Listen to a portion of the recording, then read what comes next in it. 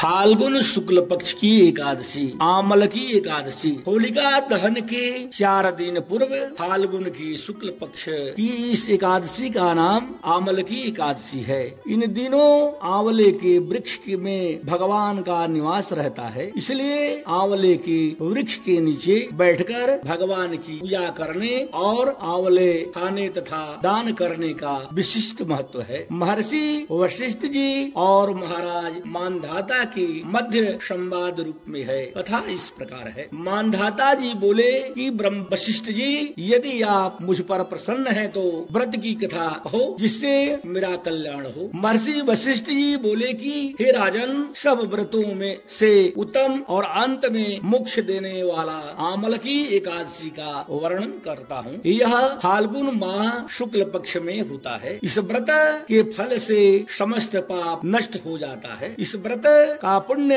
1000 गौदान के फल के बराबर है। मैं आपसे एक पौराणिक कथा कहता हूँ, आप ध्यान पूर्वक सुनो। एक वैदिक नामक नगर था। उस नगर में ब्राह्मण, क्षत्रिय, वैश्य, शूद्र चारों वर्ण आनंद पूर्वक रहते थे। नगर में सदैव वेद ध्वनि गुंजा करती थी। उस जगह पापी, दुराचारी, नास्तिक आदि कोई न था। उस नगर में चैत्ररथ नामक चंद्रवंशी राजा राज्य करता था। वह महान विद्वान तथा धार्मिक था। उस राज्य में कोई भी दरिद्र तथा कंजूस नहीं थे। उस राज्य के सब निवासी विष्णु भक्त थे। वहाँ के निवासी वृद्ध से बालक तक प्रत्येक एकादशी का व्रत करते थे। एक समय फाल्गुन मास के शुक्ल पक्ष की आमल की नामक एकादशी आई। उस दिन राजा ने प्रजा तक, वृद्ध से बालक तक सबने हर्ष सहित उस एकादशी का व्रत किया। राजा अपनी प्रजा के साथ मंदिर में आकर कुंभ स्थापित करके तथा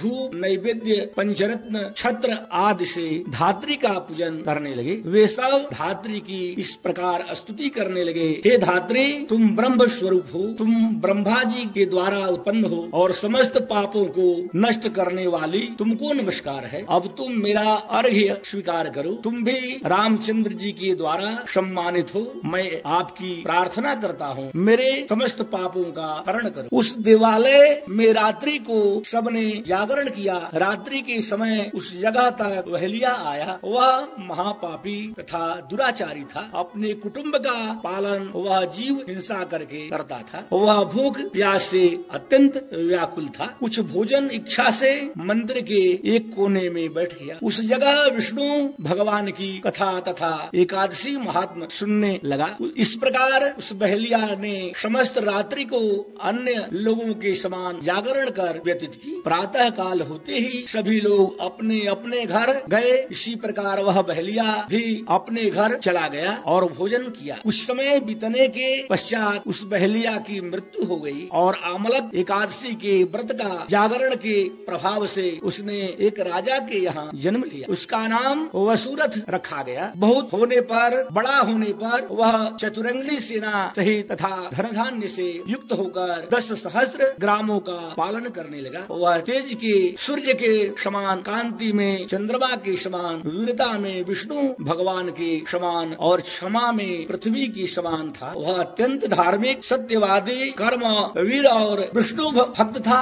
वह प्रजा का समान भाव से पालन करता था। वह सदैव यज्ञ किया करता था। दान देना उसका नित्य कर्तव्य था। एक दिन वह राजा शिकार खेलने के लिए गया। दैव योग से वन में वह रास्ता भूल गया और दिशा ज्ञान न होने के कारण उसी वन में एक वृक्ष के नीचे सो रहा। उसी समय पहाड़ी डाकू वहाँ आए और राजा को अकेला देखकर उस पर मारो मारो का शब्द करके टूट पड़े। वह डाकू कहने लगे कि इस दुष्ट राजा ने हमारे माता पिता, पुत्र पौत्र आदि संबंधियों को मारा है तथा देश से निकाल दिया, अतः इसे अब अवश्य मारना चाहिए। ऐसा कहकर वह डाकू राजा को मारने लगे और उस पर अस्त्र शस्त्र का प्रहार करने लगे। उनके अस्त्र शस्त्र राजा के शरीर पर गिरते ही नष्ट हो जाते और राजा को पुष्पों के समान प्रतीत होने लगे। उन डाकुओं के अस्त्र शस्त्र उन पर उल्टा प्रहार करने वाले, जिससे वे मूर्छित हो गए। उस समय